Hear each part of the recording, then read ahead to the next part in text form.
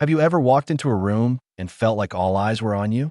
Tripped on a sidewalk and been absolutely convinced that everyone in the cafe across the street saw it, noted it, and is probably still talking about it? Wore a new shirt that felt just a bit too new and spent the day tugging at the collar, sure that people were judging your choice? What if I told you that in those moments, you're living under a spotlight that doesn't actually exist? That the audience you're so worried about is mostly busy worrying about their own performance? Today, we're pulling back the curtain on one of the most common and quietly liberating ideas in social psychology. It's called the spotlight effect, and understanding it might just turn down the volume on your social anxiety for good. Let's set the scene formally. The spotlight effect is our tendency to overestimate how much other people notice our appearance, our actions, and our blunders. We believe we're standing on a stage with a bright, harsh light fixed squarely on us. But in reality, to everyone else, we're often just another person in the crowd, lit by the same gentle, diffused light as they are. The term was coined by psychologists Tom Gilovich and Kenneth Savitsky. In a famous and pretty funny study, they had college students wear a t-shirt with a large, embarrassing face on it.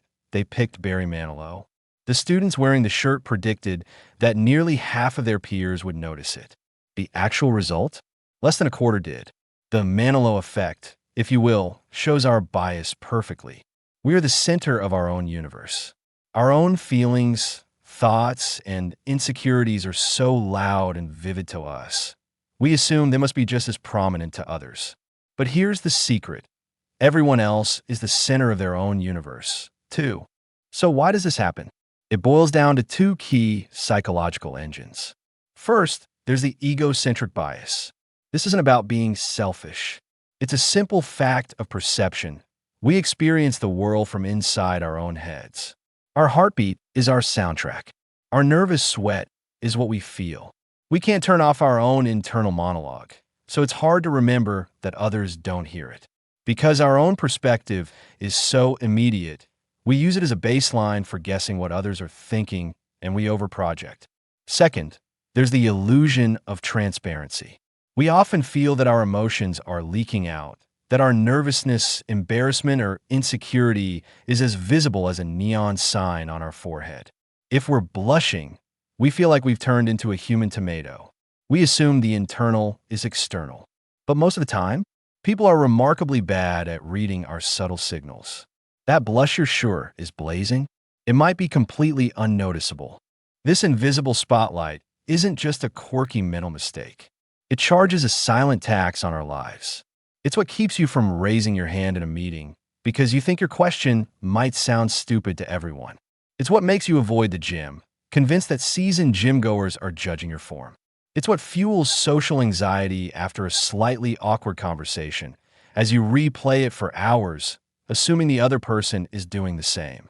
It leads to pluralistic ignorance, where everyone in a room is privately confused or concerned, but because no one wants to be the one to speak up under their imagined spotlight, everyone stays silent. The spotlight effect doesn't just magnify us, it isolates us. It makes us forget that we're all in this together, often feeling the same vulnerable ways. The good news? You can dim this false spotlight. It takes practice, but here are ways to shrink it down to its proper size. First, try the observer perspective. When you're spiraling about that coffee spill on your shirt, pause.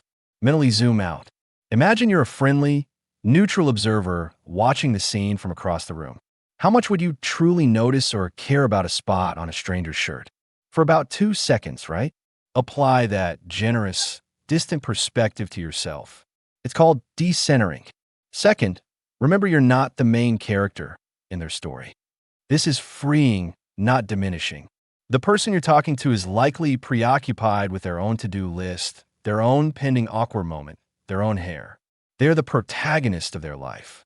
You are a supporting character, at best. And supporting characters get way less scrutiny. Finally, embrace this so what test. Okay, let's say the worst is true.